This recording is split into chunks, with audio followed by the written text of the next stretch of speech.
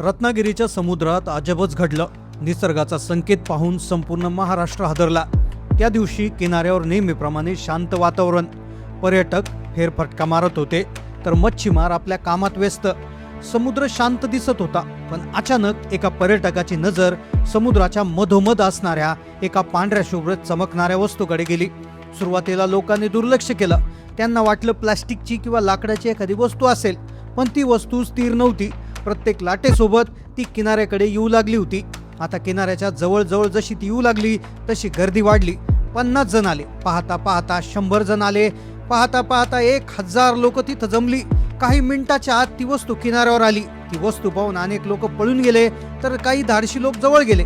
काही लोक मोबाईल मधून व्हिडिओ काढू लागले, पण त्यात एक 90 वर्षाचा वयस्कर म्हातारा मच्छीमार होता।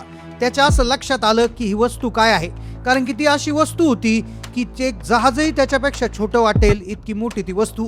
संपूर्ण प्रकरण तालुक्यात पसरलं। तालुक्यातून जिल्ह्यातील जिल्हाधिकारी आले, तज्ज्ञ आले। तज्ज्ञांनी ती वस्तू पाहिली आणि त्यावरून संपूर्ण देशाला दिला धोक्याचा इशारा। 300 वर्षात घडली नव्हती अशी विचित्र घटना घडली। संपूर्ण देशात हाय अलर्ट लागू केलाय। दिल्लीमध्ये बैठक सुरू झाली। या गोष्टीचे व्हिडिओ सध्या सोशल मीडिया व्हायरल होत आहे। मग नेमकं काय आहे ती गोष्ट, नेमकं काय प्रकार आहे? निसर्गाचा कोणता असो तो 300 वर्षातला पहिला संकेत आहे। त्या दिवशी किनाऱ्यावर काय झालं आणि देशाचं हवामान नेमकं कशा पद्धतीनं बदलणार? का मंत्रिमंडळाची झोप या वस्तूमुळे बुडाली? चला जाणून घेऊया संपूर्ण सविस्तर रिपोर्ट। सह्याद्रीच्या कुशीत विसावलेला आणि अरबी समुद्राच्या अथांग लाटाने वेढलेला रत्नागिरीचा किनारा। हा किनारा नेहमीच पर्यटकांना भुरळ घालतो, स्थानिकांना शांततेची साथ देतो। परंतु त्या दिवशीचा सूर्योदय काहीतरी वेगळंच घेऊन येणार होता। निसर्ग जेव्हा शांत असतो तेव्हा तो सुगावा देतो, पण तेव्हा आपली अस्वस्थता दाखवू लागतो, तेव्हा काळजाचा ठोका चुकल्याशिवाय राहत नाही। रत्नागिरीच्या त्या अथांग निळाशार पाण्यात असं काही घडलं की ज्याचा अंदाज अनुभवी मच्छीमारांना लावता आला नाही।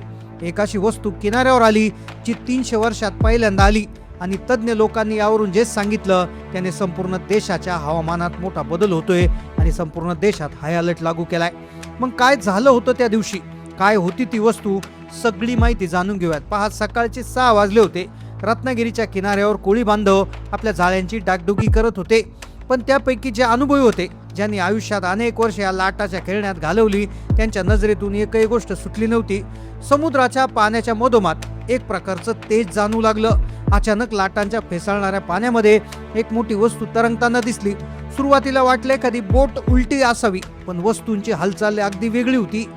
ती जर लाकडाची ओंडकी असती तर लोकांनी दुर्लक्ष केलं असतं, पण जेव्हा त्या वस्तूला पाहिलं तेव्हा समुद्रातले मासे दूर पळू लागले। तेव्हा सगळ्यांना वाटलं की निसर्गाचा हा केवळ खेळ नाही, तर एका दुर्दैवी घटनेची चावल होती। किनाऱ्यावर भीतीचं सावट वाढायला लागलं। ती वस्तू जशी किनाऱ्याकडे सरकू लागली तसे लोक जमा होऊ लागले। कोणालाही त्या वस्तूच्या जवळ जाण्याचं धाडस नव्हतं। ती वस्तू विशाल पांढरी शुभ्र होती। तिच्यावर सूर्यप्रकाश पडत असताच ती चमकू लागली। लोकांच्या मनात एकच विचार होता की हे काय आहे? काही जण म्हणाले समुद्रातले एखादं प्राचीन रहस्य, तर काही जणांनी याला विचित्र संकेत मानलं। वातावरणात थंडी वाढू लागली। त्या वस्तूभोवती जमलेला फेसाचा वास विचित्रपणा सांगत होता। घटनेचं गांभीर्य ओळखून स्थानिक प्रशासनाला पाचारण करण्यात आलं। घटनेची माहिती मिळताच तपासाची चक्र फिरली आणि या प्रकरणाचा तपास विशेष टीमाने तज्ज्ञांना बोलवलं।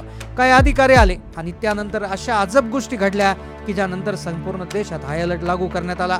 त्या वस्तूच्या आसपास वाळूवर काही विचित्र निशाण होत्या। तो एखादा अपघात किंवा समुद्राच्या खोल तळाशी घडलेला एक अनाकलनीय प्रकार।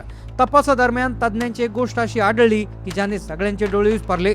त्या पांढरी एक आकृती होती आणि ती आकृती लांबून काहीतरी वेगळी दिसत होती, पण जेव्हा किनाऱ्यावर आली तेव्हा त्या आकृतीवर काही खोल व्रण दिसले, काही खुणा दिसल्या।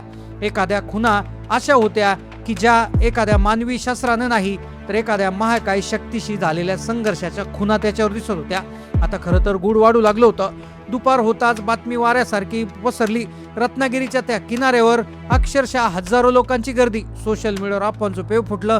कुणी म्हणत होतं समुद्रातला राक्षस, तर कुणी म्हणत होतं परग्रहावरून आलेला जीव। पण तज्ज्ञांची टीम जेव्हा जवळ पोहोचली तेव्हा जाणवलं ते 300 वर्षातला एक निसर्गाचा चमत्कार आहे।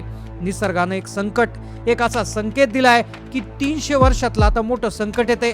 तो एक जीव होता ज्याचं शरीर 20 ते 30 फूट लांब होतं, रंग दुधाळ पांढरा।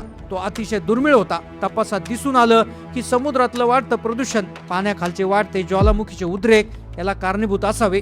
पण सगळ्यात मोठा प्रश्न हा होता की हा बलगावा जीव इतक्या लाचार अवस्थेत किनाऱ्यावर का आला. खरं तर इथूनच वळण मिळणार होतं, सगळ्या देशाला हादरा बसणार होता.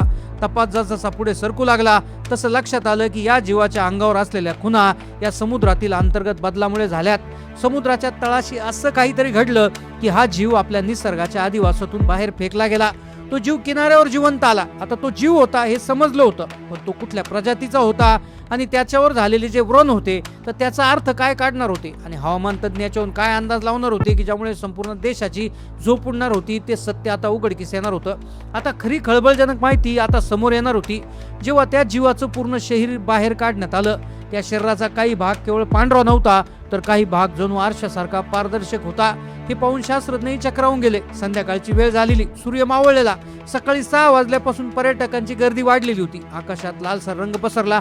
तेव्हा तज्ज्ञांनी अधिकृत जाहीर केलं की हा जो प्रकार आहे, ही जी वस्तू समोर आली आहे ती दुसरी पांढरी वाटत होती.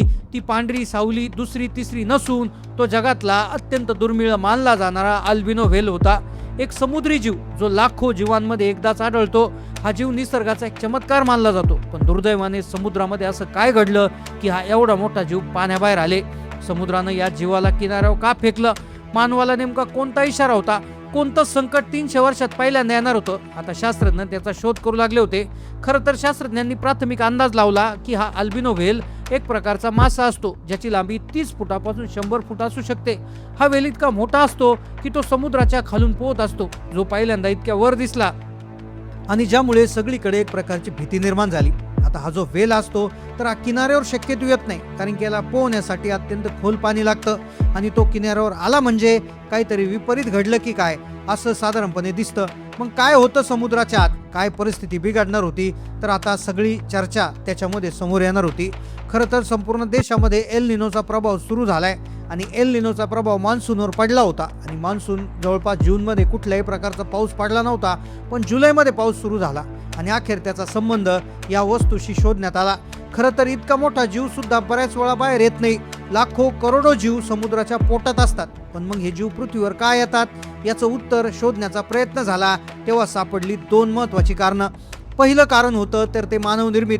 समुद्रामध्ये झालेलं प्रचंड प्रदूषण आणि समुद्रामध्ये झालेली माणसाची घुसखोरी, माणसाची वाढलेली हालचाल हे त्याच्या मागचं एक कारण होतं. तर दुसरं सगळ्यात भयानक होतं, ज्यामुळे सगळीकडे हादरा बसला, ते कारण होतं समुद्रातल्या भूकंपाचं. होय, समुद्रामध्ये जेव्हा एखादा भूकंप होतो तेव्हा मोठे किनाऱ्यावर जीव येतात, अशा प्रकारची माहिती तज्ज्ञांनी दिली.